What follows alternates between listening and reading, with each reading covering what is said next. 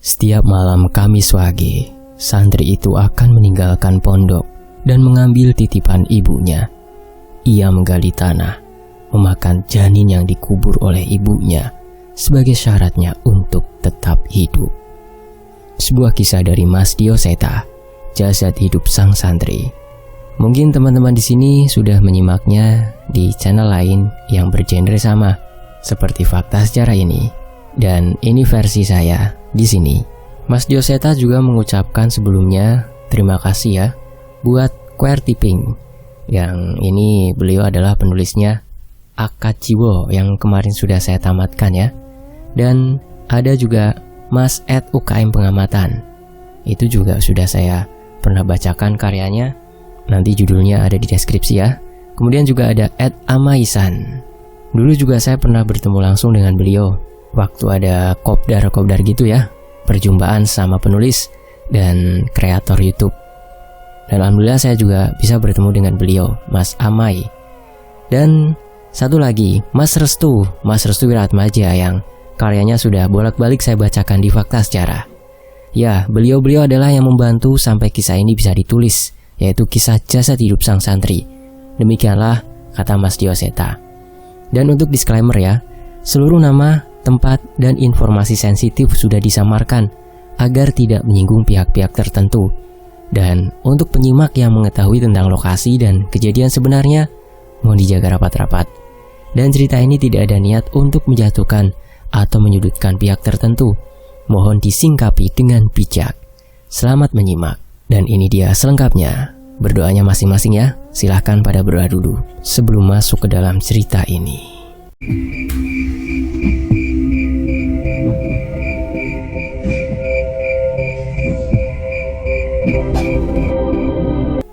Seorang ibu mengucapkan sembari mengelus kepala ke putranya, mengucapkan sebuah kalimat. Di pondok belajar yang bener ya, jangan ngerepotin Pak Ustadz. Sementara itu suara bising klakson kendaraan mengiringi perjalanan mereka melintasi batas provinsi. Iya bu, yang penting ibu jangan lupa saja kalau punya anak yang tinggal di pesantren, balas anak itu. Ibu itu tersenyum. Ia mengelus kepala anak itu, berusaha menghargai keteguhan hati anaknya. Nggak mungkin tole, nanti tiap ada libur ibu pasti datang. Perjalanan cukup panjang mereka lalui untuk mencapai sebuah kota di Jawa Barat. Cahaya rembulan menemani perjalanan mereka menembus jalur pegunungan yang berkelok-kelok. Sayangnya, penerangan di sana masih jauh dari cukup. Hanya cahaya dari mobil tua yang mereka sewa yang menerangi perjalanan mereka. Hati-hati mas, jangan ngebut-ngebut, jalanannya gelap. Sopir itu mengangguk. Iya bu, biar kita bisa cepat lewatin jalur ini bu. Udah merinding dari tadi. Ngomongnya. Baru beberapa saat menutup perbincangan mereka, jalanan yang mereka lalui menjadi gelap. Lampu sorot mobil yang mereka gunakan tiba-tiba mati. Sopir itu berniat meminggirkan sesaat mobil mereka. Namun mereka sedang berada di jalan turunan. Mas, minggir mas, jangan ngebut, teriak ibu itu. Iya bu, ini dari tadi mau minggir, tapi turunan, remnya ndak makan ini, balasnya sopir itu dengan suara panik. Nasib sial tidak dapat mereka hindari. Jalanan itu membawa kepada jalan turunan yang semakin tajam. Berkali-kali sopir itu menginjak rem untuk menghentikan mobilnya, namun gagal. Sebuah tebing besar menyambut mobil tua yang meluncur dengan kecepatan penuh dan akhirnya menghancurkannya. Sementara itu ibu itu tersadar dan menebati tubuhnya penuh dengan luka. Ia merayap ke bagian mobil yang telah hancur itu dan mencari keberadaan anaknya. Namun sebuah luka menggores hatinya dengan kejam. Sang ibu menemukan anaknya penuh luka dan tidak merasakan nafas dari tubuh anaknya itu. Berkali-kali ia mencoba memanggil nama anaknya, namun tidak ada tanda-tanda anak itu akan membuka matanya. Nak, jangan tinggalin ibu nak, biar ibu saja yang mati, jangan kamu nak. Tangis ibu itu memecah. Keheningan malam di jalur yang tak jauh dari tepian jurang itu memecah keheningan. Ibu itu berteriak berkali-kali meminta pertolongan. Namun jalur malam tempat mereka berada saat ini hampir tidak terlihat satupun kendaraan yang melintas. Ia hampir putus asa dan menangis jadi-jadinya. "Tolong, siapa saja, tolong anak saya. Apa saja akan saya lakukan, tapi tolong anak saya," isak ibu itu. Hanya gelapnya malam dan suara serangga dari hutan sekitar mereka yang menyahut isak tangis ibu itu. Di tengah keputusasaannya, samar-samar akhirnya ibu itu melihat ada seseorang yang melintas di jalan itu seorang diri. Orang itu menembus kegelapan dan berjalan dengan kaki telanjang. Ibu itu pun mencoba memperhatikan sosok itu dan menemukan seorang kakek berjanggut yang menghampirinya. Kakek itu mendekati jasad anak yang sudah tidak bernyawa itu. Ia hanya menunduk memperhatikan wajahnya, sementara ibu itu masih heran dengan gerak-gerik kakek itu. Tapi setelahnya, tiba-tiba kakek itu menyeringai dan perlahan menoleh ke arah sang ibu. "Mungkin saya bisa menolong anak ibu," ucapnya dengan memamerkan senyumnya yang sedikit terlihat mencurigakan. Demikianlah sebuah prolog atau awalan cerita dari kisah ini. Dan kita masuk ke bagian 1, Langkah di Tengah Malam. Pesantren Langgar Jiwo tahun 1989. "Kita sudah madrasah sanawiyah. Udah gak zamannya lagi kita takut sama kakak kelas. Pokoknya kita jangan mau kalah." Rizal berdiri menatap temannya Ahmad dan Faris yang tidak jauh berada di dekatnya. Baru 1 minggu mereka melalui pendidikan di pesantren, dan cukup banyak kakak kelas yang menunjukkan sikap tegasnya pada mereka. Tidak ingin bernasib seperti awal-awal mereka di madrasah ibtidah. Mereka pun mulai mengambil sikap untuk menghadapi senioritas yang terkenal di pesantren ini. "Bener Jal, jangan mau ditindas. Kita lulus MI dengan gagah, jangan mau dipelonco lagi. Ya enggak Faris?" balas Ahmad. "Faris," Rizal memanggil Faris yang tidak menyahut ucapan Ahmad. Iya ya apa? Enggak dengerin aku, sarungku copot terus," saut Faris yang masih repot dengan sarungnya sendiri. "Yalah Faris, makanya pakai sarung yang bagusan, cap gajah benggak, biar nggak pelorot terus," ledek Riza. "Gajah bengkak kepalamu, ini teh sarung warisan buyutku, jangan main-main kamu," balas Faris kesal. Mendengar suara kasak-kusuk mereka dari salah satu lorong kelas, tiba-tiba seseorang mendekat ke arah mereka untuk memeriksa. "Astagfirullahaladzim, ngapain kalian masih di sini?" tegur Ridho, kakak kelas anggota himpunan santri yang sedang mendapat tugas keliling. Kang Ridho, kami habis sholat asar," Rizal berusaha mencari alasan. "Terus kok masih di sini? Kalian bolos ngaji?" tanya Ridho lagi. Sontak, mereka pun menatap jam yang terpasang di dinding bangunan. Mereka sudah terlambat setengah jam dari waktu yang ditentukan. Maaf khilaf Kang," sembari segera menarik tangan Ahmad untuk menyusul teman-temannya mengaji. "Jangan sering-sering keliling pesantren ini. Kalian gak tahu kan, ada makhluk apa di dalam ruangan dekat kalian ngobrol tadi?" ucap Ridho dengan memasang wajah misterius kepada Rizal. Emangnya ada apa Kang Ridho?" tanya Rizal. Rizal menatap sebentar pintu gudang tua yang jarang dibuka di sebelahnya. Rizal baru menyadari bahwa sedari tadi mereka bersembunyi dari pandangan kakak kelas di dekat ruangan gudang tua itu. "Shh, ada malampir," ucap Ridho sembari menakut-nakuti Rizal. Wajah Rizal terlihat pucat ketakutan. Ia pun segera pergi menyusul Faris dan meninggalkan Ridho. Dari belakang, Ridho memperhatikan mereka sembari tertawa puas. Rizal, Faris, dan Ahmad pun memasuki ruangan mengaji, walau sudah terlambat beberapa saat. Ustadz Yahya yang sudah memulai kelasnya hanya menggeleng melihat tingkah ketiga anak itu. "Assalamualaikum Ustadz, maaf terlambat," salam Rizal diikuti kedua temannya. Tak mau kedatangan mereka mengganggu santri lainnya, Ustadz Yahya pun menyuruh ketiga anak itu untuk segera mengambil tempat untuk menyusul yang lain. Katanya, jangan takut sama kakak kelas. Disamperin Kang Ridho langsung kabur, ledek Rizal. "Lah kan kita yang salah, wajar kalau takut," balas Ahmad mencari alasan. Belum sempat Faris menimpali perkataan mereka, sebatang kapur melayang tepat ke kepala Ahmad yang membuat mereka terdiam. Sementara itu, suara azan maghrib berkumandang memanggil santri-santri berkumpul untuk sholat berjamaah. Seperti biasa, Rizal menunggu kedua temannya untuk mengisi kesibukan sebelum waktu makan malam. "Barang begituan gak pantas buat kamu. Jangan Kang, ini dibawain sama ibu Kang, gak boleh dikasih ke siapa-siapa.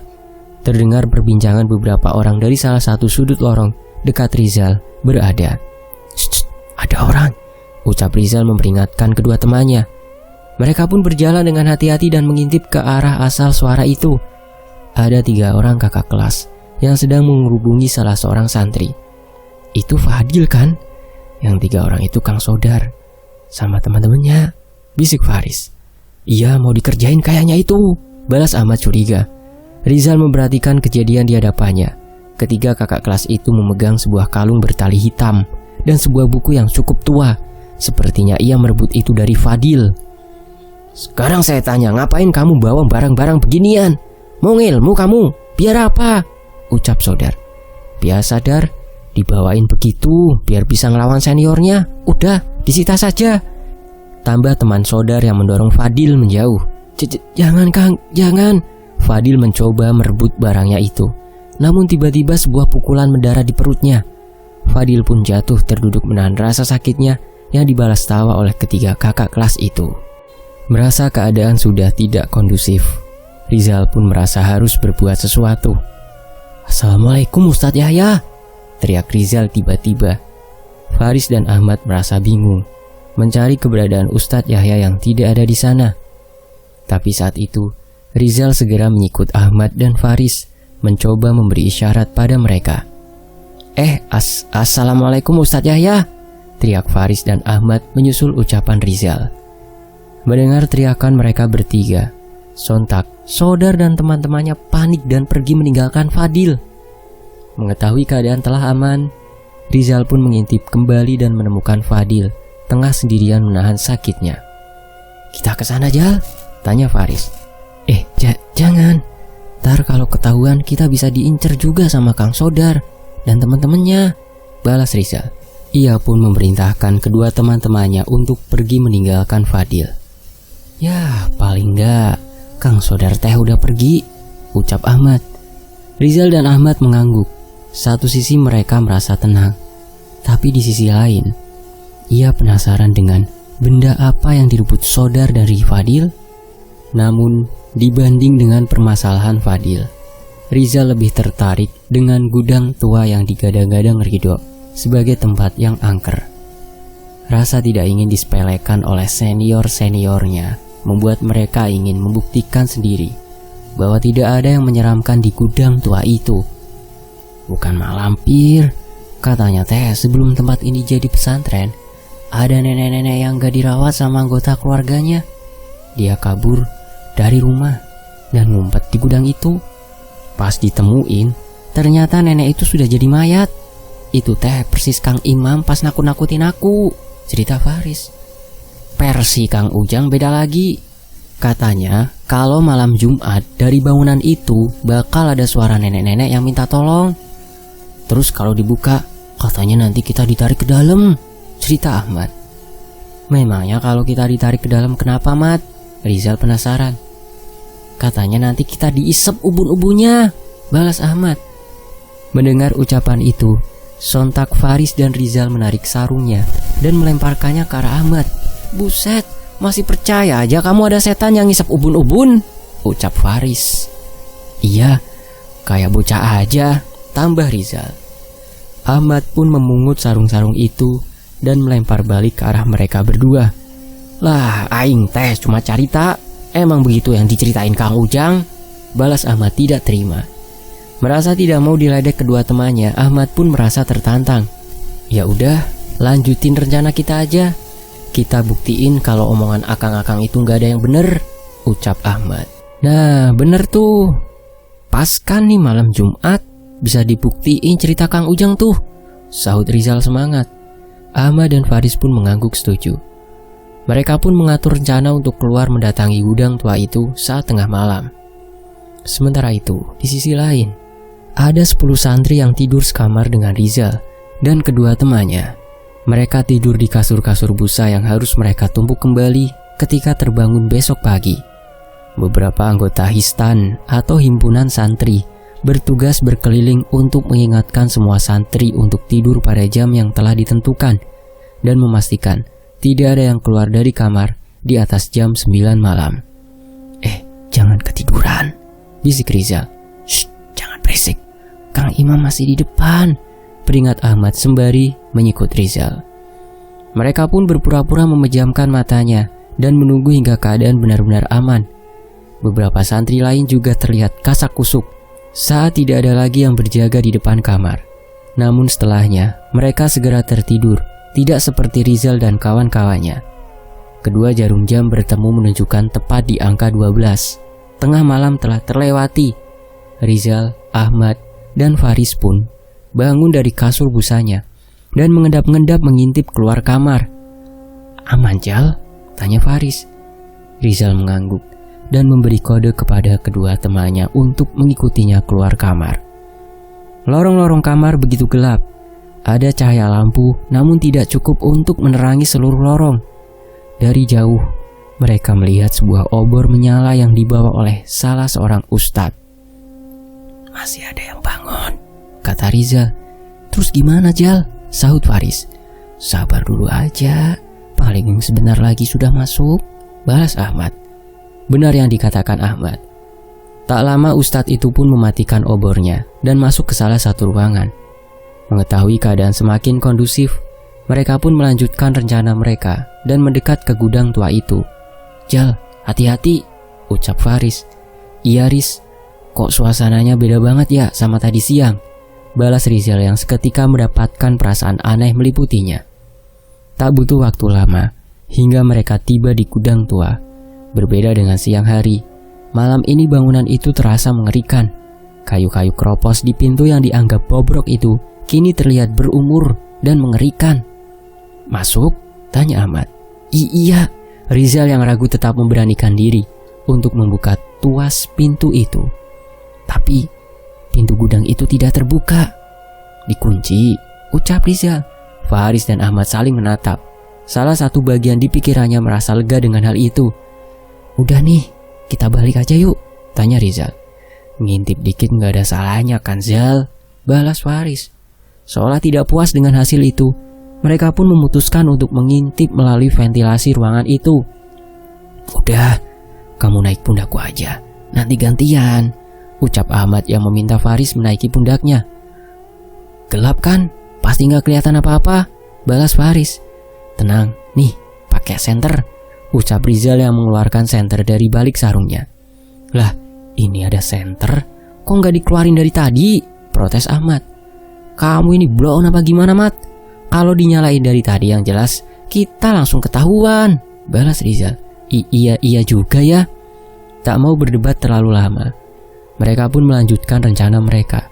Dengan bantuan Rizal, Faris menaiki pundak Ahmad dengan berpegangan pada dinding gudang itu. Dengan berhati-hati, Ahmad mencoba berdiri hingga wajah Ahmad mencapai ventilasi ruangan gudang. "Kelihatan, Ri?" tanya Rizal. "Gelap. Bentar coba aku senterin," balas Faris. Faris mengintip melalui sela-sela ventilasi dengan berhati-hati. Matanya menyisir sepetak demi sepetak bagian dari gudang itu. "Cuma ada meja sama kursi rusak," ucapnya. "Itu aja?" Ahmad penasaran. Faris kembali mengarahkan senternya ke dalam.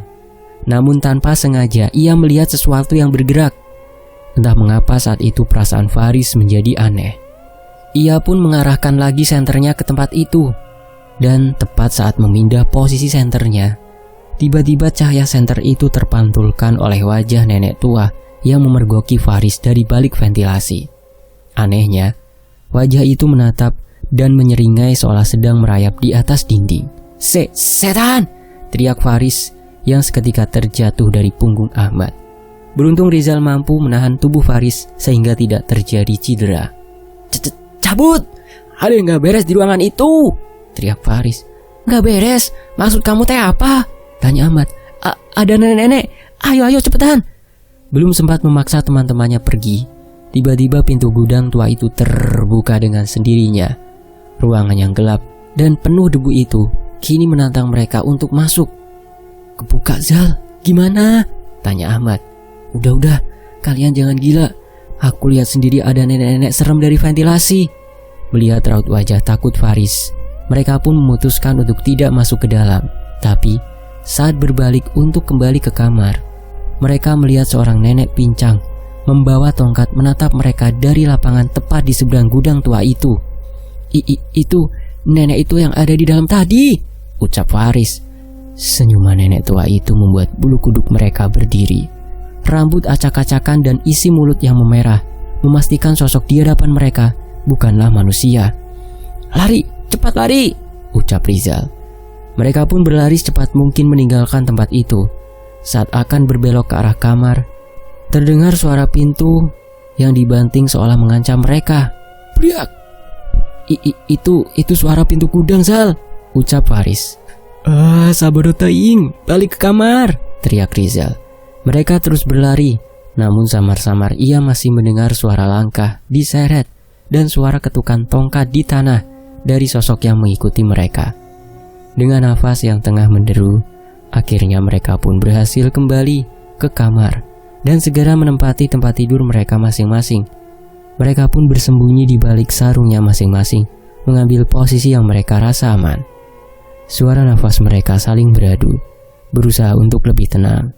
Namun rasa khawatir mereka tetap masih menghantui pikiran mereka. Tok, srrt, tok, srrt. Dan benar saja, jauh dari arah kamar mereka terdengar suara langkah yang diseret bersautan dengan suara tongkat yang beradu dengan lantai. Suara itu terdengar semakin keras, menandakan sosok itu semakin dekat dengan kamar. Rizal dan teman-temannya berharap suara itu melangkah melewati kamar dan tidak menyadari keberadaan mereka. Sayangnya mereka salah. Langkah kaki itu berhenti tepat di depan pintu kamar mereka. Sial, dia berhenti, gumam Rizal. Jangan ngomong Zal, diam, tegur Ahmad. Mereka pun membaca dalam hati doa-doa yang mereka bisa, berharap sosok itu meninggalkan mereka. Namun sebaliknya, rasa merinding semakin menyelimuti mereka. Dia, terdengar suara paro seorang nenek tepat dari arah balik pintu kamar. Dia kesini, bisik Rizal dengan tubuh yang gemetaran. Shh, balas Faris yang tak kalah takut. Suara langkah itu kembali bergerak seolah mendekat ke arah pintu. Bersamaan setelahnya, terdengar suara pintu yang terbuka secara perlahan. Jantung Rizal berdebar begitu cepat. Ia tidak tahu apa yang akan terjadi pada dirinya atas perbuatan mereka. Mereka menunggu begitu lama, dengan keheningan dan suara angin yang masuk melalui pintu kamar. Mereka tahu, nenek itu saat ini ada di dalam kamar mereka.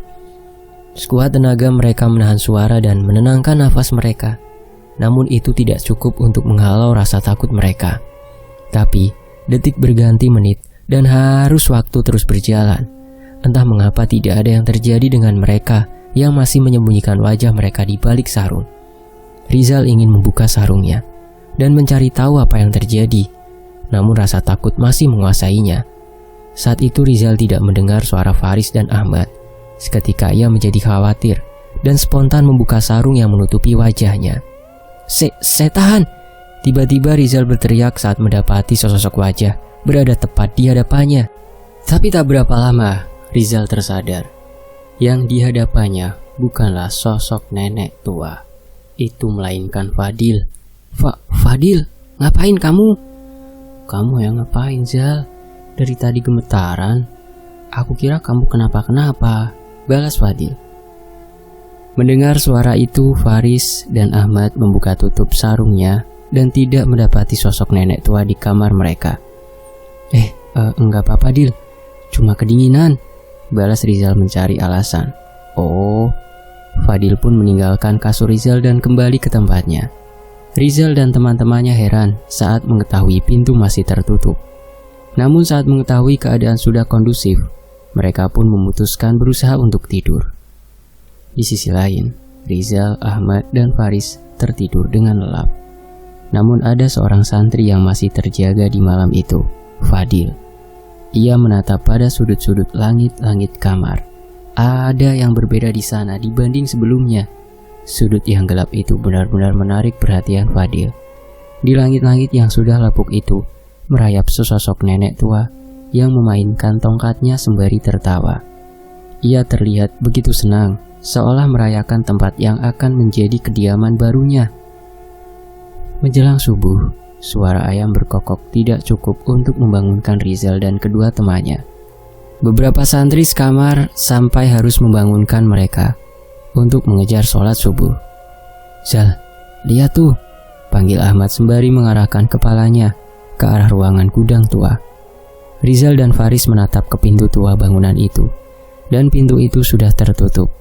Merasa penasaran, Rizal pun berpura-pura melewati depan pintu itu dan mencoba membukanya, namun gagal. "Kekunci?" tanya Faris. Rizal mengangguk. Mereka cukup tenang dan segera menyusul santri yang lain untuk melaksanakan sholat subuh. Semenjak kejadian kemunculan nenek itu, Rizal dan kedua temannya berusaha menjaga sikap selama beberapa hari. Setidaknya mereka berusaha untuk tidak berbuat mencurigakan. Saat itu sedang ramai-ramainya pertandingan sepak bola di televisi. Sesekali mereka bertiga meminta izin pada Ustadz untuk pergi ke warung saat jam kosong. Saat itulah mereka menyempatkan waktu menonton pertandingan sepak bola di warung saat menjelang akhir babak. Itu Kang Sodar kan?" ucap Ahmad yang tersadar dengan keberadaan Sodar yang melintasi desa. Spontan mereka pun bersembunyi di dalam warung sambil mengintip memastikan Sodar menjauh dari mereka. "Kok bukan arah ke pondok? Itu arah hutan kan?" tanya Rizal. "Iya, ngapain Kang Sodar ke hutan? Emang pondok butuh sesuatu dari sana apa?" tambah Faris.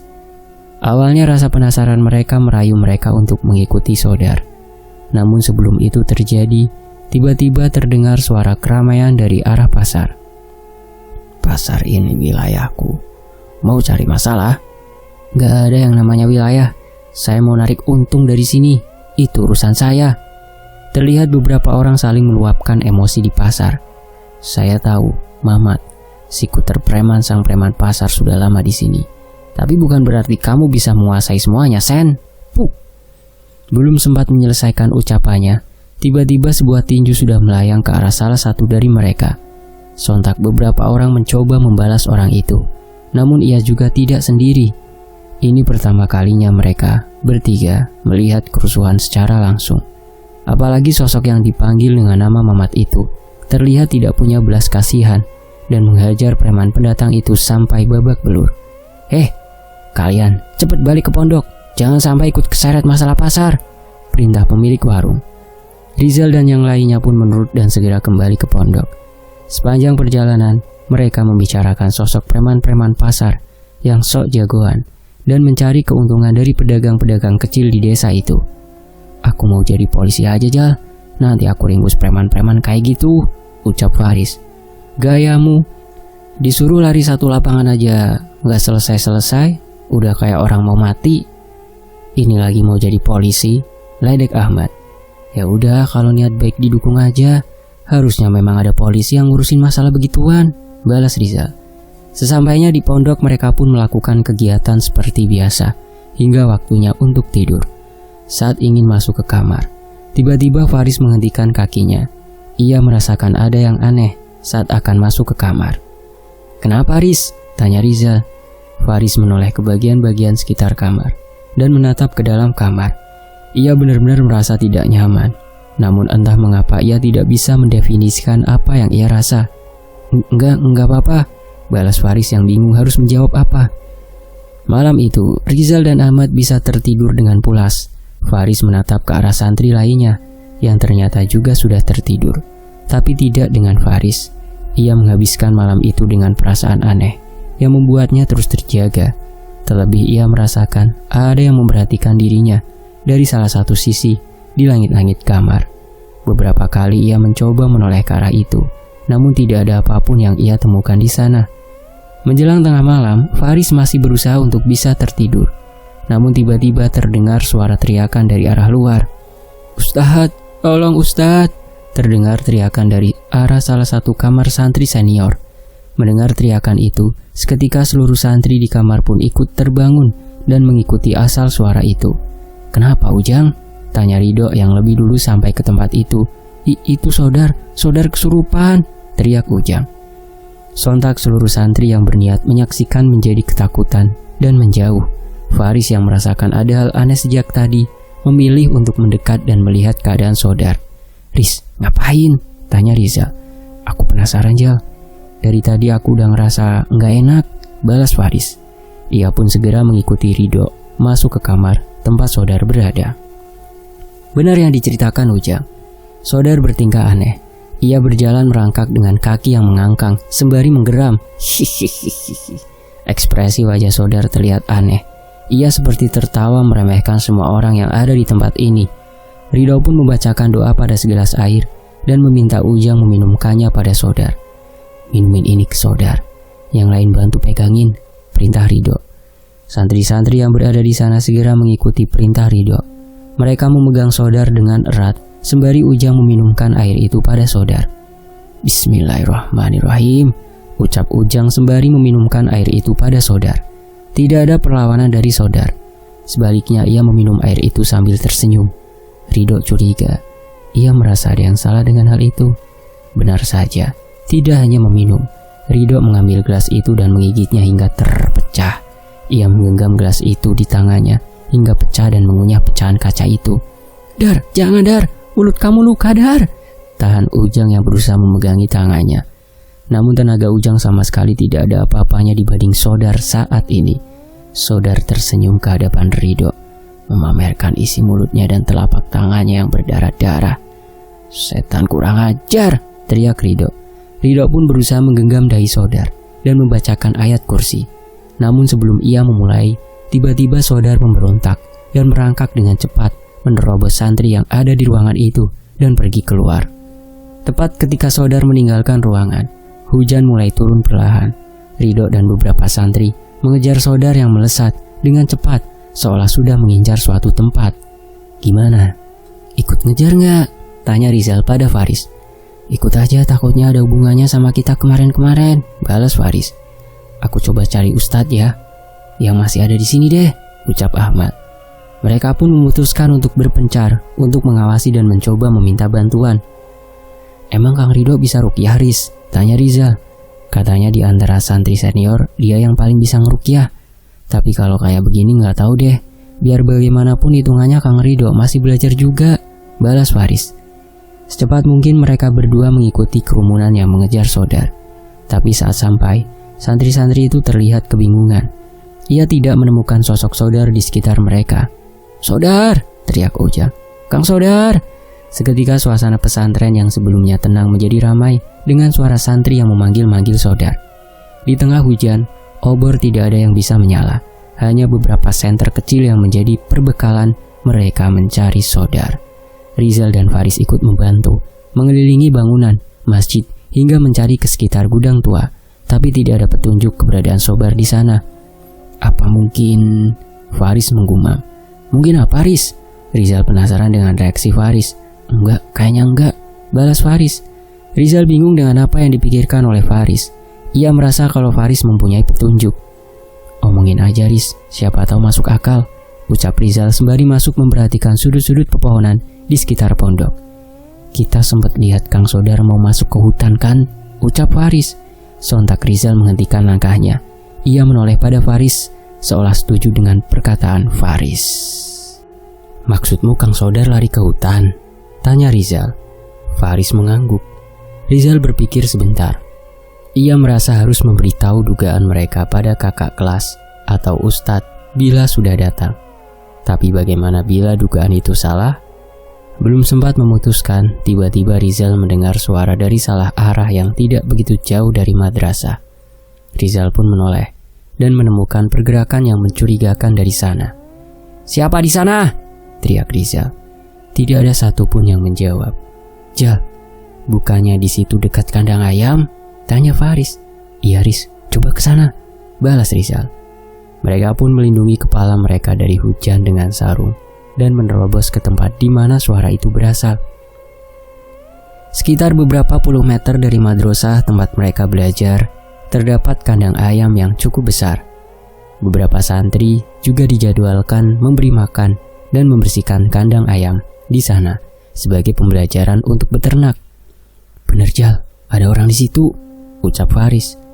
Rizal sudah merasakan perasaan yang tidak tenang. Bagaimana tidak? Di tengah rintikan hujan ini ada seseorang yang berada di depan kandang ayam tanpa mempedulikan sekitarnya. Dan firasat Rizal benar. Sodar. Dia meringkuk di hadapan kandang ayam itu dengan tangan kiri menggenggam kepala ayam dan tangan kanan menggenggam kakinya. Mulutnya penuh dengan darah yang ia dapatkan dengan memakan ayam itu hidup-hidup. "Kang, sudah Kang, jangan!" ucap Rizal yang ketakutan. Sementara Rizal terus memperhatikan Sodar. Faris berteriak memberi isyarat kepada para santri yang mencari di sekitar pondok. "Di sini, Kang Sodar di sini!" teriak Faris. Tak lama Ridho dan Ujang sampai menemui mereka. Beberapa kakak kelas juga ikut, namun saat melihat terlalu banyak santri yang mendekat, mereka memilih untuk mendampingi santri-santri itu kembali ke kamarnya. "Dok, gimana nih?" tanya Ujang bingung. Mereka tidak habis pikir dengan apa yang ada di depannya. Temannya sesama santri yang seangkatan sedang kerasukan dan memakan ayam hidup-hidup di hadapan mereka. "Pegangin Jang, aku coba rukyah lagi," ucap Ridho. "Ayo bantuin Riz, Jal," perintah Ujang. "Iya Kang." Sekuat tenaga Rizal, Faris, dan Ujang memegangi Sodar. Entah mengapa, tenaganya begitu kuat, jauh melebihi tenaga Sodar pada saat normal. Bismillahirrahmanirrahim.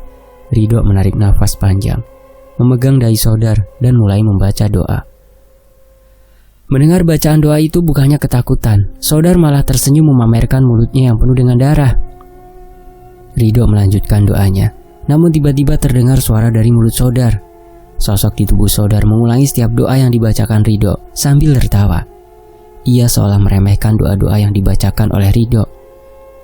Dia bisa ngulangin ayat kursi.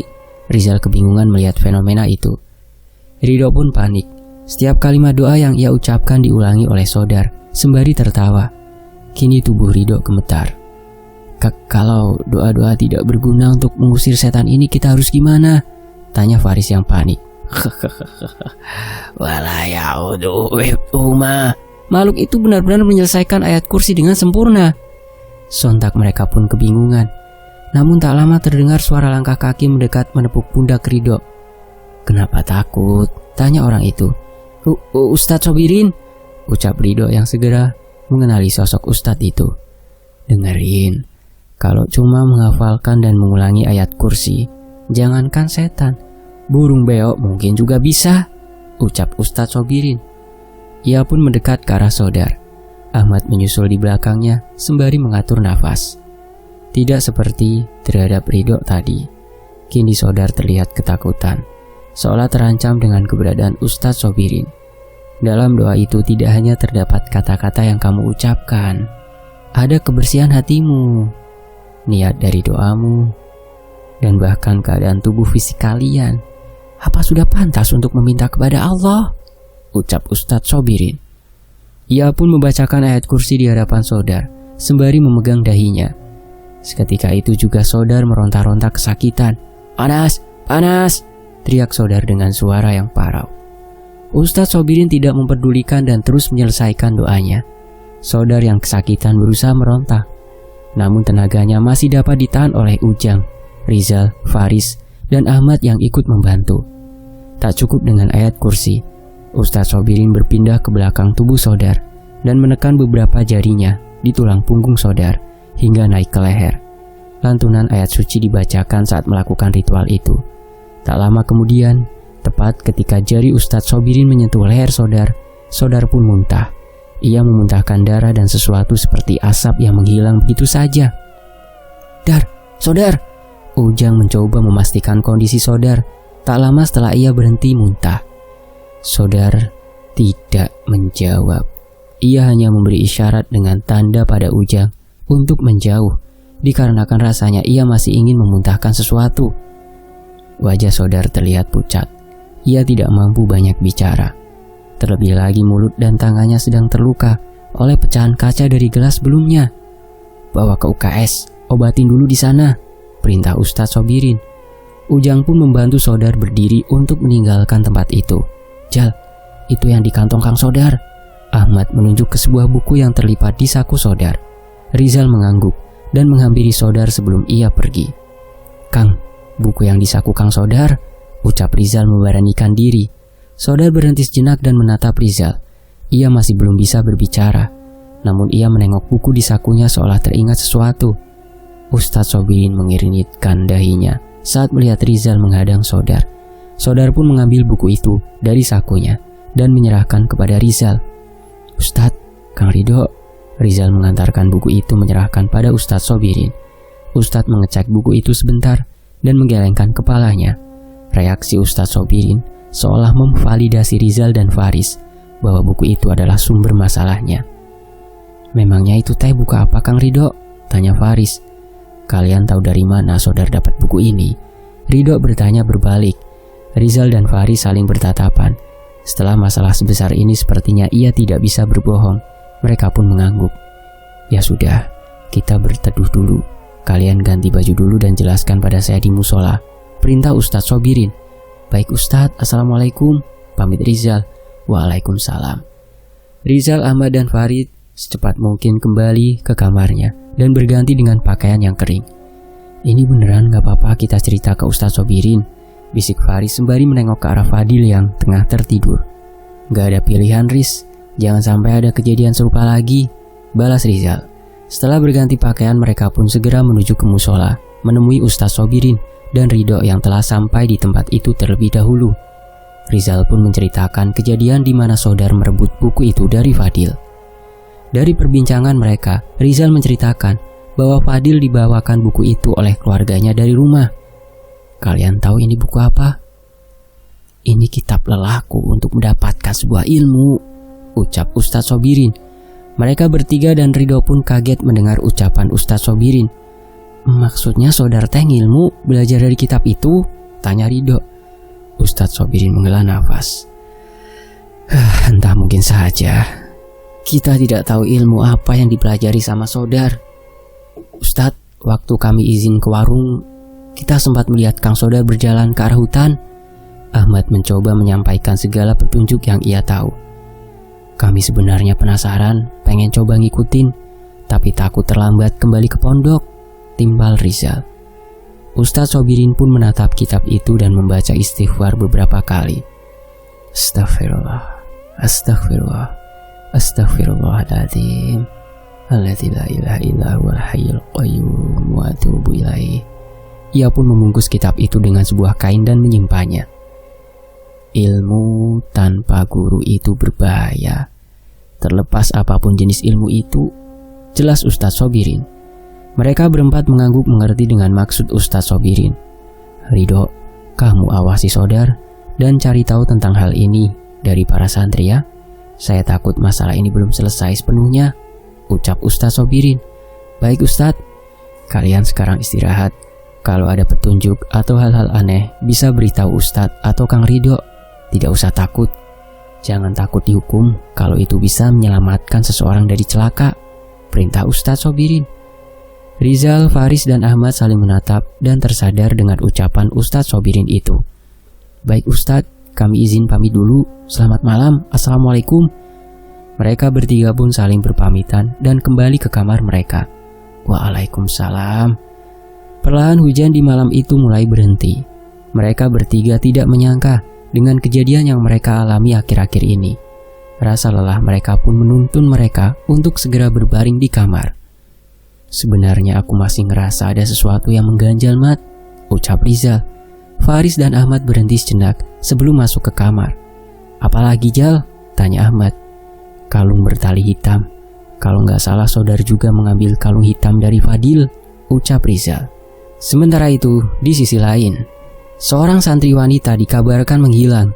Bersamaan dengan itu, Rizal mengikuti Fadil hingga ke hutan jati. Rizal menemukan seorang perempuan tengah terdiam di tengah makam.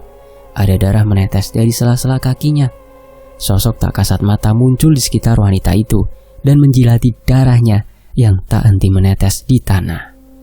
Dan sebuah fakta, kebakaran pernah terjadi di hutan jati dekat pondok, di mana memakan korban banyak pekerjanya.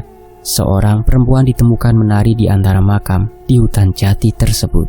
Sementara itu, di sisi lain, beberapa karung beras kecil tengah tertumbuk di salah satu sudut tembok. Tidak terlalu besar, namun Rizal dan teman-temannya merasa lesu melihat tumpukan itu. Nah, ini semua dibawa ya, hati-hati bawanya, ucap Pak Hari, salah satu donatur tetap pesantren sekaligus juragan beras di desa ini. Iya pak, hatur nuhun, balas Rizal dengan senyum anehnya. Ahmad dan Faris hanya bisa tersenyum kecut melihat beberapa karung beras yang harus mereka bawa sampai ke pondok. Hasilnya kita dihukum juga ya? Tanya Faris. Iya, berkat idenya Rizal yang ngajak ngaku soal gudang, balas Ahmad dengan nada ketus. Rizal hanya tertawa kecil. Memang dialah yang berinisiatif untuk mengaku dan menceritakan semua kejadian mulai dari saat melihat Sodar mengintimidasi Fadil, mengintip gudang, hingga keluar pondok hanya untuk menonton bola. Sejak kemunculan nenek-nenek dari gudang itu, aku sering ngerasa ada yang mengganjal setiap mau tidur. Aku lebih milih ngambil resiko dihukum begini daripada harus ketemu nenek-nenek itu lagi, jelas Rizal. Kalau soal itu sih aku setuju Jal, balas Faris yang juga merasakan hal serupa. Kalau begitu ya udah, ucap Rizal. Ya udah apa? Ya udah diangkat karungnya, jangan ngobrol doang, balas Rizal. Senyum kecut Ahmad dan Faris pun kembali muncul. Namun Rizal mengambil satu karung duluan dan memanggulnya di punggung. Mereka pun tidak punya alasan lagi untuk bermalas-malasan. Siap Amador, yang penting gajinya ditransfer, ledek Ahmad. Gayamu main transfer, celengan masih di sarung bantal aja sok-sokan transfer, balas Rizal. Mereka pun memulai kloter pertamanya untuk mengangkut sumbangan beras ke pondok pesantren mereka. Sesekali mereka berhenti saat melihat hal menarik di desa. Mulai dari siaran televisi di warung, jajanan sekolah, dan acara kampung yang jarang sekali mereka ikuti. Ya, namanya di tahun 89 ya, televisi itu masih istimewa sekali. Di sebelah sana bukannya asrama putri ya? Tanya Ahmad tiba-tiba. Iya, setauku gitu, balas Rizal. Udah pernah kesana? Kali ini Ahmad bertanya sembari sedikit tersenyum. Wah, aku ngebaca niatmu nih, ucap Faris sembari ikut tersenyum. Boro-boro mau kesana, ini punggung bentar lagi bakal jadi kerupuk kalau kelamaan, ucap Rizal sembari menunjukkan punggungnya pada mereka. Ya nggak sekarang juga kali, tapi sesekali bolehlah lihat-lihat biar nggak penisirin, ucap Ahmad. Nah bener tuh, sesekali lah. Rizal pun menggeleng dan memilih mendahului mereka menuju pondok itu untuk meletakkan karung beras di tempat yang diperintahkan Ustadz Sobirin. Saat mencapai pondok, Ustadz Sobirin pun tersenyum melihat kedatangan mereka. Tenang Ustadz, masih satu kali lagi, pasti kita selesaiin, ucap Rizal. Yakin? Tanya Ustadz Sobirin. Yakin dong, cowok gak boleh lemah, ucap Ahmad. Sontak sebuah sarung melayang ke wajah Ahmad. Omonganmu itu loh Mat, yang tadi kaget lihat karung beras memangnya siapa? Ledek Faris. Ustadz Sobirin tertawa melihat tingkah mereka. Ya udah, gak usah buru-buru, itu ada es teh, minum dulu, baru lanjut lagi, perintah Ustadz Sobirin. Mereka bertiga pun saling bertatapan dan tersenyum. Beneran Ustadz? Ustadz Sobirin mengangguk. Alhamdulillah. Mereka pun berlari menuju meja yang ditunjukkan Ustadz Sobirin. Sudah ada 3 gelas es teh yang diletakkan di sana. Walau sudah sedikit mencair, namun mereka masih menikmati minuman itu dengan senang. Udah lama gak minum es ya Jal? Iya, nikmat mana lagi yang kau dustakan nak? Halah, siap Ustadz Rizal. Mereka pun segera menghabiskan minuman itu dan segera berpamitan kembali dengan Ustadz Sobirin. Rizal dan teman-temannya pun kembali mengangkat sisa karung beras yang ada di lumbung Pak Hari. Namun ada sedikit kericuhan di sana yang membuat mereka cukup bingung. Itu Kang Mamat kan? Preman yang di pasar kemarin? Tanya Faris. Pak Hari sampai nunduk-nunduk begitu, pasti lagi minta jatah preman tuh, ucap Ahmad. Benar saja, tak lama kemudian Pak Hari pun mengambil beberapa lembar uang dan memberikannya kepada orang yang bernama Mamat itu. Udah, gak usah diliatin, daripada ikut kena masalah, balas Rizal.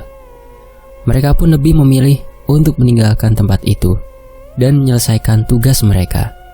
Kali ini mereka tidak terlalu banyak berbincang selama perjalanan. Tenaga mereka sudah cukup terkuras oleh karung-karung beras yang mereka bawa. Sekali lagi mereka melewati jalur menuju asrama putri.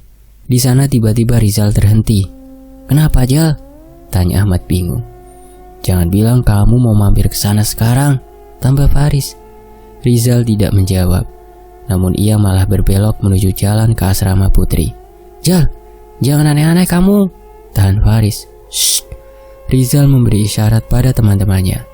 Tiba-tiba ia merasakan ada sesuatu yang janggal. Tuh, kalian lihat. Rizal menunjuk ke salah satu sisi asrama putri yang terlihat dari balik pagar. Faris dan Ahmad pun menoleh ke arah di mana Rizal menunjuk. "Perempuan?" tanya Faris. Rizal mengangguk. Mereka merasakan ada sesuatu yang janggal. Perempuan itu berdiri seorang diri di tengah-tengah kebun. Ia menatap ke satu arah dan wajahnya tersenyum dengan aneh. Di satu sisi wajahnya terlihat pucat tidak seperti santri wanita yang lain. Dia ngapain?" tanya Ahmad.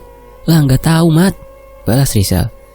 Belum sempat menyimpulkan apapun, perlahan mereka menyadari bahwa perempuan itu menoleh perlahan ke arah mereka. "Cabut, perintah Rizal. "Kalau ketahuan bahaya." Mereka pun segera berlari meninggalkan tempat itu. Namun sekali saat Faris menengok ke santri wanita itu, ia melihat wanita itu menyeringai dengan mata yang melotot. Itu tidak seperti tatapan seorang manusia normal. "Jal, kenapa Riz?" Faris berniat membicarakan itu pada mereka. Namun karena tidak yakin, ia pun membatalkan niatnya. Enggak apa-apa. Cepat keburu maghrib," ucapnya. Hari ini memang cukup melelahkan untuk mereka bertiga. Namun, kesempatan untuk bisa melihat kehidupan sehari-hari di luar pesantren juga merupakan hiburan buat mereka. Setelah selesai menunaikan sholat isya, mereka pun melanjutkan dengan mengaji di salah satu pendopo kayu yang tak jauh asrama mereka. Kali ini Ustadz Sobirin lah yang mengajar mereka dan santri-santri yang lain. "Faris, ngeliatin apa?" tegur Rizal yang menyadari temannya tidak fokus dalam mengaji. Enggak," balas Faris yang segera kembali melanjutkan bacaannya. Rizal menatap ke arah Faris menengok tadi. Ada seseorang yang memang menjadi perhatian Rizal juga selama ini. "Fadil ya?" tanya Rizal. Faris yang merasa pikirannya tertebak pun menengok ke arah Rizal. "Iya Jal, coba perhatiin. Dia gak kayak lagi ngaji. Gerakan mulutnya sama yang kita baca beda," jelas Faris. Rizal sekali lagi memperhatikan Fadil. Dan benar saja, gerakan bibir Fadil terasa berbeda dengan ayat-ayat Al-Quran yang mereka baca. Walau begitu, Rizal tetap mengingatkan Faris untuk fokus agar mereka tidak mendapat masalah lagi. Tepat setelah selesai mengaji, Rizal dan Faris masih berdiam di pendopo sembari menunggu teman-temannya bubar. Ahmad tidak tahu rencana mereka pun terpaksa ikut menunggu. "Assalamualaikum Ustadz," salam Rizal. "Waalaikumsalam. Ada apa Rizal?" Enggak Ustadz, kalau ada waktu pengen ngobrol sedikit," jawab Rizal. Ustadz Sobirin pun mengajak mereka bertiga untuk duduk lagi di pendopo untuk berbicara. Saya bingung juga ngomongnya, takut salah," jelas Rizal. Faris menyenggol Rizal seolah memastikan Rizal untuk membicarakan mengenai Fadil. "Kenapa? Pas di desa tadi kalian melihat yang aneh-aneh?" tanya Ustadz Sobirin. Ahmad yang merasa teman-temannya belum berani berbicara pun berinisiatif mengulur waktu. "Iya Ustadz, tadi kita ngelihat Pak Hari dipalak preman. Kalau nggak salah namanya Mamat," ucap Ahmad tiba-tiba. Ustadz Sobirin pun menghela nafas. "Kalian diapain sama Kang Mamat?" tanya Ustadz Sobirin. "Nggak diapa-apain sih, tapi kami sudah beberapa kali ngelihat Kang Mamat bikin keributan di pasar. Memang dia nggak bisa dilaporin polisi aja ya?" balas Ahmad. "Yang dilakukan Mamat memang hal buruk, tidak pantas untuk ditiru. Tapi cukup benci perbuatan saja, jangan orangnya ya," Ustadz Sobirin mencoba menasihati mereka. "Gak bisa lah Ustadz, udah pasti kita benci sama preman pasar macam itu," balas Rizal. Dahi Ustadz Sobirin berkerut mendengar jawaban Rizal. Ia pun menatap ke mereka bertiga. "Ya sudah, pagi ini kalian bangun jam 3:30 pagi. Kalian sholat subuh di masjid desa ya," perintah Ustadz Sobirin. Mendadak mereka bertiga saling bertatapan. "Kita dihukum lagi Ustadz," protes Faris. "Dihukum atau tidak, kalian akan mengerti nanti," balas Ustadz Sobirin. Saat itu Rizal seketika menyikut lengan Ahmad seolah menyalahkan dirinya. Namun, karena tahu tujuan Ahmad adalah menolong mereka, Rizal pun menerimanya dengan ikhlas. "Oh ya, satu lagi Ustadz." Tiba-tiba Faris memberanikan diri untuk berbicara. Ustadz Sobirin memandangnya dan memperhatikan. "Tadi saya ngerasa ada yang aneh sama Fadil. Kok kayaknya dia gak ikut mengaji seperti yang lain. Mulutnya seolah mengucap kata-kata yang aneh. Saya sampai merinding," jelas Faris. Ustadz Sobirin terlihat heran. Namun ia tidak mau mengambil kesimpulan seorang diri mengenai itu. Kalian yakin? Yakin Ustadz, saya lihat sendiri. Tapi kami tidak mau menuduh. Makanya kami ceritanya hati-hati ke Ustadz, jawab Rizal.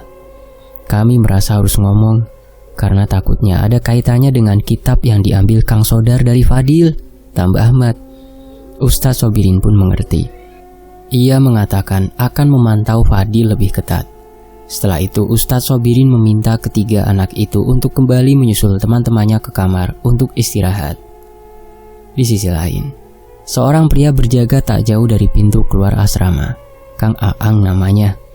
Ia yang bertugas menjaga keamanan pondok dan mengerjakan apa yang bisa ia kerjakan. Kang, kami disuruh Ustadz Sobirin buat sholat subuh di masjid desa. Rizal meminta izin Kang Aang untuk dibukakan gerbang. Iya, Ustadz sudah bilang, hati-hati jam segini masih banyak jurik. Ledek Kang Aang. Kang Aang, santri masa takut sama jurik? Balas Faris sombong. Lah, sombong dia, gak nyadar dari tadi ada nenek-nenek yang ikutin kalian. Balas Kang Aang.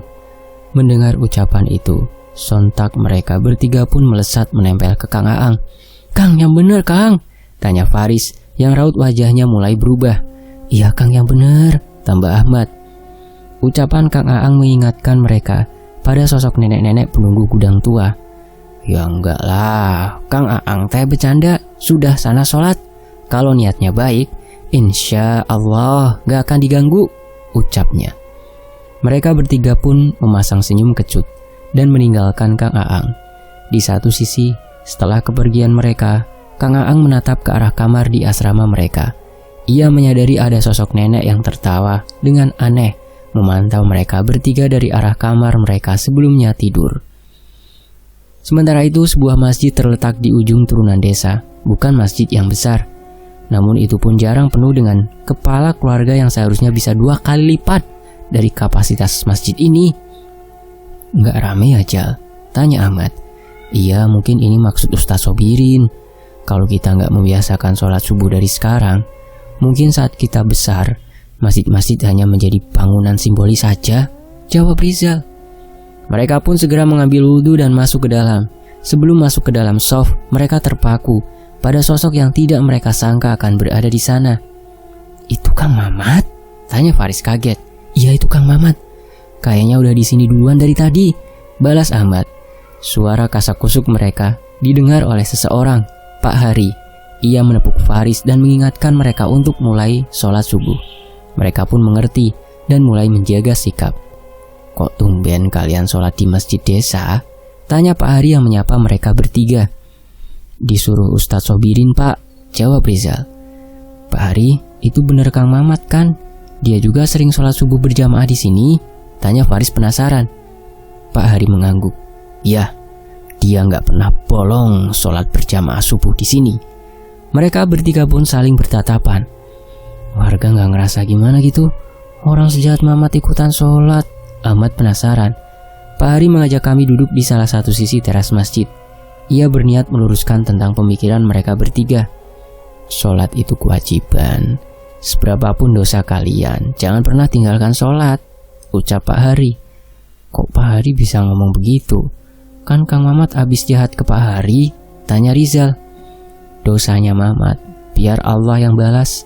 Dan ibadahnya juga urusannya dengan Allah, jelas Pak Hari. Rizal, Ahmad, dan Faris saling bertatapan. Mereka mencoba mencerna cerita Pak Hari. Namun perlahan pun mereka mulai mengerti. Mungkin ini yang ingin disampaikan Ustadz Sobirin. Ya, gampangnya sebagian dari kami di sini merasa malu. Orang seperti Mamat saja rajin sholat, masa kita mau bolong-bolong? Mereka bertiga pun paham. Ia kembali menatap Kang Mamat yang tengah meninggalkan masjid. Mereka membayangkan apa yang akan dilakukan Kang Mamat setelah ini. Apa benar orang yang tidak pernah lupa akan Tuhannya itu akan menindas orang lagi? Ataukah ada hal lain yang Mamat lakukan yang tidak mereka ketahui? Sudah, jangan bengong, ayo balik. Bentar lagi terang, bisa telat sekolah kita, ucap Ahmad. Mereka pun pamit pada Pak Hari dan kembali pulang ke pondok. Sebelum sampai ke pondok, tiba-tiba mereka melihat kericuhan dari arah asrama santri wanita. Rasa penasaran membuat mereka memberanikan diri mendekat ke sana. "Teh, ramai banget.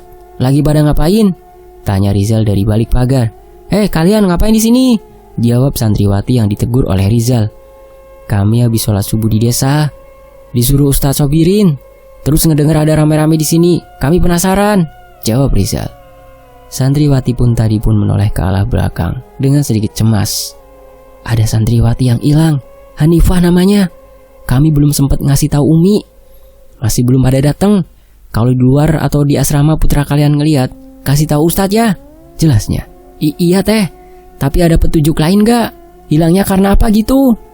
tanya Faris. Santriwati itu berpikir sebentar. "Kemarin dia pamit. Katanya mau ngejar. Ada santri yang masuk ke pekarangan asrama putri. Abis itu gak kelihatan lagi," jelasnya. Mereka bertiga pun mengernyitkan dahi. "Santri masuk ke pekarangan asrama putri? Mana bisa," ucap Ahmad. "Udah ya, takut ketahuan. Kalau ada petunjuk kabarin saya atau Ustadz," ucapnya. "Lah teteh sendiri siapa? Kalau ditanya Ustadz saya dapat cerita dari siapa?" tanya Rizal. "Siti. Bilang aja diceritain Teh Siti. Nanti saya juga cerita ke Umi," balasnya. Ia pun bergegas meninggalkan pagar, dan kami segera kembali ke arah pondok. Tak jauh dari arah pondok, tiba-tiba mereka bertiga melihat sesosok santri seumuran mereka juga sedang berjalan ke arah pondok. "Itu Fadil kan?" tanya Faris. "Baju sama badannya mirip. Tapi bukannya dia nggak bisa keluar?" tanya Rizal, merasa penasaran. Mereka pun mempercepat langkah mereka dan menyusul orang itu. Tapi anehnya sebelum sempat mendekat, tiba-tiba sosok menyerupai Fadil itu sudah menghilang dari pandangan mereka. "Kang, selain kami bertiga, ada santri lain nggak yang keluar pondok?" Rizal bertanya ke Kang Aang, memastikan rasa penasarannya. "Kalau yang seangkatan kalian nggak ada, paling santri senior yang kebagian tugas belanja," jelasnya. "Yakin Kang?" Ahmad memperjelas. "Yakin. Setiap keluar masuk pasti Kang Aang catat kok. Memang kenapa?" balas Kang Aang. Enggak apa-apa Kang. Hatur nuhun Kang," balas Rizal sembari berpamitan. Pagi itu waktu mereka tinggal sedikit untuk mengejar bel masuk sekolah. Mereka pun mengirit waktu dengan menggunakan satu kamar mandi bertiga. Daripada antri lebih lama dengan teman-teman lainnya, beruntung mereka bisa selesai dengan cepat dan masuk kelas tepat waktu. Mungkin gak sih kalau santriwati yang hilang itu yang kemarin kita lihat, gumam Rizal di tengah mata pelajaran mereka. "Aku juga mikir gitu, tapi belum tentu juga dia yang namanya Hanifah," balas Faris. "Sudah jangan nebak-nebak. Kalau kita lihat, kita kabarin. Kalau enggak ya udah, jangan dibikin pusing," ucap Ahmad. "Bener-bener juga," sahut Rizal. Ucapan itu pun menutup kebingungan mereka atas kabarnya santriwati tadi. Kali ini mereka tidak ingin mencari masalah lagi. Sempat beberapa kali mereka menoleh ke arah Fadil. Keberadaannya di kelas membuktikan bahwa santri yang mereka lihat tadi pagi bukanlah Fadil. Di sekolah mereka sempat bertemu dengan Teh Siti yang ternyata kakak kelas mereka. Namun keberadaan Hanifah masih belum diketahui. Berita itu pun sudah sampai ke para ustadz dan menghimbau para santri untuk berhati-hati. Sementara itu, hari sudah larut malam. Ada seorang nenek yang berjalan di tengah kamar dengan menyeret kakinya. Sosok itu nyaman berada di kamar tanpa disadari satupun santri yang terlelap di kamar itu. Rizal tertegun melihat sosok itu. Tanpa sadar, tiba-tiba wajah nenek itu sudah berada di hadapannya. Pergi!" Rizal berteriak dan itu membuatnya tersadar. Mimpi. Sekali lagi nenek itu muncul di mimpi Rizal. Faris yang mendengar teriakan Rizal terbangun dan memastikan keadaan Rizal. "Kenapa Jal?" Enggak, aku mimpi Riz." Rizal termenung sesaat, mengumpulkan kesadarannya. Tapi sebelum ia memutuskan untuk kembali tidur, ia tersadar bahwa Fadil tidak ada di kasurnya. "Faris, kenapa Jal? Fadil dia nggak ada." Faris pun menoleh ke arah kasur Fadil dan memang tidak ada Fadil di sana. "Paling ke kamar mandi," ucap Faris. Rizal mencoba menerima dugaan Faris, tapi setelah menunggu beberapa lama, tidak ada tanda-tanda Fadil akan kembali. "Perasaanku gak enak Jal, apa kita coba cari?" ucap Faris tiba-tiba. "Iya, aku penasaran. Ahmad gimana? Bangunin deh." Dengan berhati-hati Rizal dan Faris membangunkan Ahmad yang tengah tertidur. Secara singkat mereka menceritakan tentang keberadaan Fadil yang tidak kembali setelah beberapa lama. Ahmad yang juga penasaran dengan sosok Fadil pun setuju untuk mencari jejaknya. Saat mereka keluar, mereka menyadari bahwa sudah melewati tengah malam. Jam yang terpasang di dinding sekolah menunjukkan telah melewati jam 12 malam. Baru saja keluar, tiba-tiba mereka melihat seorang santri berjalan ke arah belakang asrama. Sontak mereka berinisiatif mengikutinya. Ada sebuah lubang tembok yang tertutup semak-semak. Santri itu menyibakkan semak itu dan keluar. Benar ternyata, ucap Ahmad. Benar apa, Mat? Ada gosip-gosip beredar. Katanya ada lubang di tembok pesantren yang sering dijadiin tempat keluar masuk sama santri senior. Jelas Ahmad. Mereka pun tidak berpikir lebih panjang dan mengikuti santri itu keluar. Itu ke arah hutan, Jal, peringat Faris. Arah yang sama saat kita ngelihat Kang Sodar dulu, tambah Rizal. Terus gimana? Nggak mungkin kita masuk ke sana. Mereka tidak memiliki waktu banyak untuk berpikir. Tapi saat mereka mulai memasuki hutan jati, tiba-tiba terdengar seperti ada suara alat musik hajatan dari dalam hutan. Ini pasti ada yang gak beres. Aku merinding, Riz, kata Rizal. Tapi kalau gak kesana kita gak bakal tahu soal Fadil, balas Faris. Perdebatan mereka saat itu memutuskan mereka untuk mengambil resiko lagi. Kalau itu Fadil, kita selamat. Tapi kalau ternyata bukan, kita pasti dihukum lagi, jelas Faris. Kalian tahu kan, aku pasti bakal milih bertindak apa. Toh kita lihat sendiri ada santri yang meninggalkan pondok dan masuk ke hutan, balas Rizal. Ahmad pun berucap, kalau sepakat, aku panggil Ustadz Sobirin, bagaimana? Mereka pun sepakat untuk berpencar, sementara Faris dan Rizal mengejar Fadil. Ahmad memanggil Ustadz untuk meminta pertolongan. Hanya senter kecil Rizal yang menerangi jalur hutan saat itu. Ia mengikuti arah santri itu ke dalam hutan jati yang jauh dari jalur cahaya. Suara alunan musik gamelan pun terdengar semakin jelas di hutan itu. Namun, suaranya mengalun lambat dan terdengar mengerikan. Rizal dan Faris berusaha untuk memberanikan dirinya menembus hutan itu.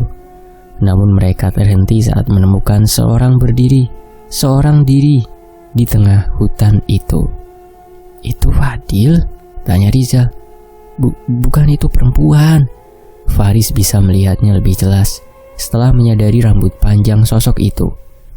Perempuan itu berjalan tertatih dengan sesuatu yang menetes dari tubuhnya. Ia terus tertawa sembari menyeret kakinya menuju satu tempat yang cukup luas. Jangan-jangan dia santri perempuan yang hilang, Jal, Hanifah, tebak Faris. Faris bersiap mengejar perempuan itu, tapi tiba-tiba Rizal menariknya. Faris yang bingung pun mencoba melepas genggaman Rizal dan menoleh ke arahnya, tapi Rizal malah menggenggamnya dengan lebih erat. Jal, kenapa sih? Tanya Faris. Wajah Rizal pucat. Ia tidak menatap perempuan itu. Rizal menatap ke atas pepohonan dengan wajah yang pucat dan keringat yang mengucur. Astaghfirullahaladzim. Berkali-kali Rizal mengucap istighfar, menatap apa yang ada di hadapan matanya saat ini. Mengetahui ketakutan Rizal, Faris pun menatap ke arah yang dilihat oleh Rizal. Pocong. Tiba-tiba Faris tersadar dengan keberadaan pocong yang muncul di antara pohon-pohon di sekitar mereka. Kenapa kita nggak sadar ada kuburan di sini? Faris semakin panik. Baca doa, Riz, baca doa, peringat Rizal. Lari aja, lari, ucap Faris. Tapi Rizal enggan mengikutinya. Enggak, itu pasti santriwati yang hilang tadi, Hanifah. Kalau kita kabur, dia bisa kenapa-kenapa, balas Rizal. Walaupun takut setengah mati, ia lebih khawatir dengan sosok santriwati yang telah berhenti di tengah-tengah kuburan. Terus kita harus gimana? Aku pernah dengar cerita kalau hutan jati ini pernah kebakaran, ucap Rizal tiba-tiba. Maksudmu? Rizal ingat ia pernah ditakut-takuti oleh Kang Aang untuk tidak memasuki hutan jati dengan sebuah cerita. Hutan ini pernah kebakaran sebelumnya, ucap Rizal. Ia menceritakan bahwa kebakaran hutan itu seolah disengaja oleh beberapa pihak. Masalahnya, kebakaran itu tengah terjadi saat sedang ada proyek penebangan di tengah hutan. banyak pekerja yang mati terbakar di hutan ini, Riz, kata Rizal. Zal, maksud kamu mereka ini hantu-hantu dari pekerja itu? Entahlah, Riz. Tapi saat kejadian itu, ustadz-ustadz di pondok dimintai untuk menyolatkan jenazah-jenazah itu dan menguburnya dengan layak. Belum sempat Rizal berbicara lagi, tiba-tiba santri wanita yang masih jauh berada di hadapan mereka menaikkan tangannya. Perlahan, ia mengayunkan badannya mengikuti suara musik yang tidak jelas berasal dari mana itu. Seketika, seluruh sosok mengerikan yang ada di tempat itu pun menoleh ke arah Hanifah, seolah tertarik dengannya. Pocong-pocong itu mengeluarkan tangan dan kakinya dari kain kafan. Mereka merayap mendekati Hanifah. Dari sisi gelap hutan pun, terlihat lagi makhluk mengerikan dengan kulit yang dipenuhi luka bakar, mendekat ke arah Hanifah. Darah! Hanifah netesin darah! Faris tersadar dengan cairan yang diteteskan dari tubuh Hanifah. Setan-setan itu mendekat, menjilati tanah, di mana terdapat tetesan darah Hanifah di sana. Sementara itu Hanifah terus menari sambil tertawa dengan wajah pucat. Itu darah menstruasi. Firasatku lebih dari itu. Di bawah cahaya bulan dan di tengah-tengah kuburan alas jati, Hanifah menari sambil tertawa kesetanan. Walau begitu, Faris dan Rizal sadar. Air mata Hanifah menetes seolah ada sesuatu yang menyiksa dirinya. Setiap tetesan darah Hanifah tak luput dari jilatan setan-setan itu. Tapi mereka sama sekali tidak puas. Beberapa dari mereka sudah mengincar Hanifah dan mulai menjilati darah yang ada di kaki Hanifah.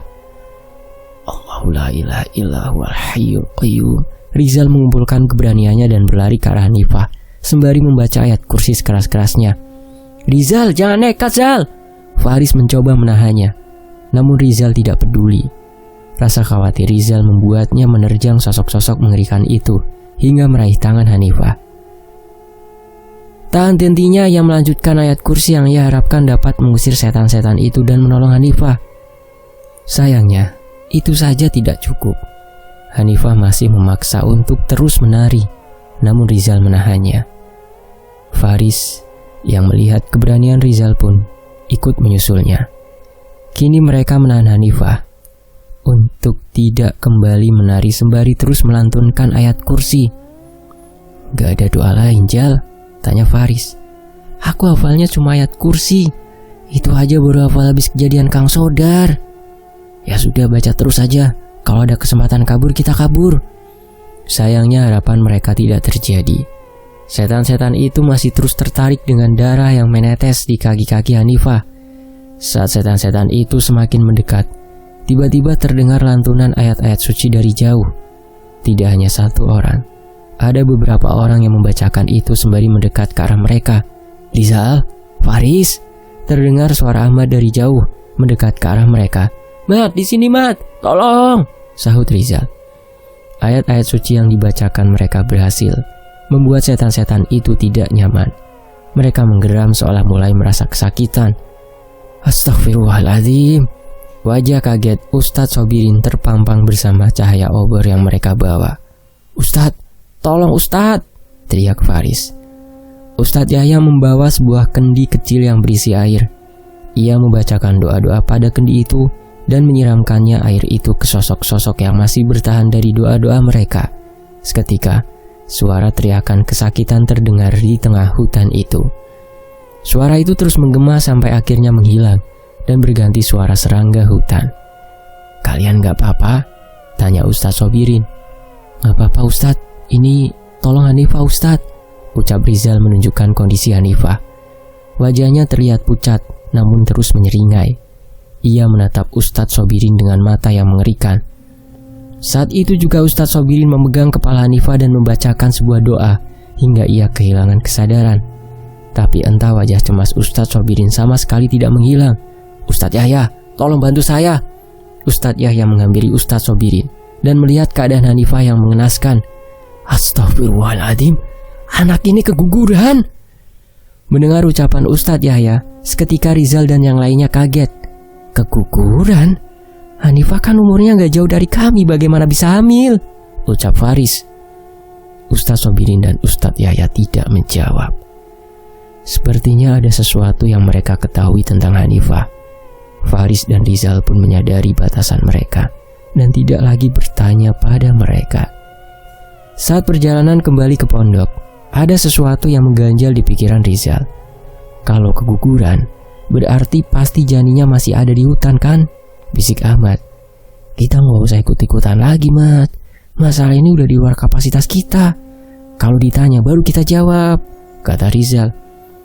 Tapi kita kan jadi menduga yang aneh-aneh, tambah Faris. Sama, tapi kita harus lihat kondisi. Sesampainya di pondok sudah ada ustazah yang menanggung jawab asrama putri yang menunggu di sana. Ia terlihat khawatir dengan keadaan Hanifah. Ustadz, biar saya rawat dulu Hanifah ya. Kita bicarakan masalahnya besok pagi, ucapnya yang segera mendapat persetujuan dari Ustadz Sobirin. Rizal dan Faris pun izin mencuci wajah dan muka sebelum menjelaskan apa yang terjadi ke kedua ustadz yang menjemput mereka. Disitulah Rizal menyempatkan diri untuk menengok kamar tidurnya, dan anehnya, Fadil tengah tertidur dengan lelap di kasurnya, seolah tidak pernah meninggalkan tempatnya. Ia pun menghela nafas seolah pasrah dengan apa yang terjadi. Seharusnya kalian melapor pada orang dewasa, bukan bertindak seperti ini, ucap Ustadz Yahya. Maaf Ustadz, kami salah, saut mereka bertiga. Jumlah korban yang sebelumnya hanya 1 bisa bertambah menjadi 3 bila terlambat sedikit saja, tambah Ustadz Yahya. Untuk soal itu Rizal dan Faris sangat sadar. Ia tidak tahu apa yang akan terjadi pada mereka bila Ustadz Sobirin dan Ustadz Yahya terlambat menyelamatkan mereka. Ini hukuman kalian. Ada ayat-ayat dan doa yang harus kalian hafalkan. Besok sepulang sekolah harus bisa mengulanginya di depan saya, perintah Ustadz Yahya. Baik Ustadz. Ustadz Yahya pun meninggalkan mereka di musola. Namun sebelum Ustadz Yahya pergi, ia terhenti sejenak. Hafalkan, pahami artinya, dan terima dengan ikhlas. Itu titipan Ustadz Sobirin. Mungkin saja bacaan-bacaan itu bisa menyelamatkan kalian kelak, ucap Ustadz Yahya sebelum akhirnya meninggalkan mereka. Mereka bertiga pun menyalin ayat-ayat itu dan kembali ke kamar untuk beristirahat. Rizal sesekali membuka salinan ayat-ayat itu. Mat, aku ngerasa ini bukan sekedar hukuman, ucap Rizal sebelum tertidur. Terus, Ustadz Sobirin pasti punya maksud tertentu dengan memberikan kita hafalan ini. Seperti saat kita diminta sholat subuh di desa, kata Rizal. Tidak ada jawaban dari Ahmad maupun Faris. Ucapan Rizal saat itu hanya dibalas dengan suara dengkuran. Dengkuran dari 2 sahabatnya, Ahmad dan Faris, yang memang sudah sangat kelelahan dengan kejadian tadi. Sebelum tidur sekali lagi Rizal menoleh ke arah Fadil. Ia semakin merasa ada yang misterius dengan temannya itu. Di sisi lain, katanya kalian yang nemuin Hanifah ya, hebat banget kalian, tegur Teh Siti yang bertemu dengan mereka saat jam istirahat. Bukan hebat Teh, musibah, balas Rizal ketus. Tidak ada yang dapat disombongkan dari kejadian semalam. Ada beberapa nyawa yang hampir melayang karena kenekatan Rizal dan kawan-kawan. Gak usah cemberut terus Jal. Aku justru salut sama kamu, berani nerobos setan-setan itu demi Hanifah, kata Faris. Hah? Setan? Serius kamu? Teh Siti kaget. Tanpa sadar mereka sudah dikerumuni oleh teman-teman di sekitarnya. Tapi alih-alih menceritakan tentang setan-setan itu, mereka lebih memilih untuk menceritakan bahayanya hutan jati dan kesalahan yang membuat mereka dihukum. Pokoknya jangan sampai ada di antara kalian yang masuk ke hutan itu. Salah-salah kalian tersesat dan gak bisa keluar, tutup Rizal yang segera memutuskan meninggalkan kerumunan itu. Saat akan kembali ke kelas, tiba-tiba Rizal, Faris, dan Ahmad melihat pemandangan yang tidak asing. Itu Fadil? Iya, dia diincar Kang Ajat kayaknya. Bukan hanya Fadil yang sedang dirundung. Mereka juga melihat Fadil menggenggam benda aneh di tangannya. Bentuknya seperti kuningan, seukuran kepalan tangan. Fadil, dicariin Ustadz, udah masuk kelas. Tiba-tiba Rizal berteriak mengagetkan mereka. Sontak Faris dan Ahmad pun menyikut Rizal karena takut menjadi masalah juga. Kalian, jangan ikut campur, teriak orang-orang yang merundung Fadil. Oh, baik Kang. Saya bilang ke Ustadz. Fadilnya lagi ada urusan sama Kang Ajat, balas Rizal dengan santai. Sontak wajah Ajat dan teman-temannya panik. Mereka pun melepaskan Fadil dan segera pergi. Sementara itu Rizal dengan santainya berjalan kembali ke kelas. "Nekat kamu, Jal," kata Faris. "Sama Demit kemarin aja berani, masa cuma Kang Ajat Rizal takut?" tambah Ahmad. Rizal berhenti sejenak dan menahan teman-temannya. "Ada yang lebih bikin aku penasaran," ucap Rizal tiba-tiba. "Apa, Jal?" "Tuh, lihat si Fadil." Rizal menuju ke arah Fadil yang telah melewati mereka. "Kenapa?" Faris penasaran. "Dia sama sekali gak seneng kita tolongin. Aku malah suudzon kalau dia memang sengaja mancing supaya diincar kakak kelas," kata Rizal. "Lah, bunuh diri? Buat apaan?" Ahmad bingung. "Supaya benda di tangannya direbut sama Kang Ajat," kata Rizal. Faris dan Ahmad pun mengerti kecurigaan Rizal. Namun itu hanya sebuah dugaan. Mereka tidak mungkin menuduh Fadil akan hal yang tidak logis. Kelanjutan mengenai kabar Hanifah tidak lagi terdengar oleh Rizal dan kawan-kawannya. Saat mereka bertanya, jawaban yang mereka terima adalah Hanifah sudah dijemput oleh orang tuanya dan tidak lagi belajar di pondok. Di luar jawaban itu, sebenarnya mereka mendengar desas-desus bahwa Hanifah sudah mulai pulih. Namun masih ada yang aneh pada dirinya. Ia sering mengamuk sendiri dan tertawa terbahak-bahak seperti orang yang sudah kehilangan kuasanya.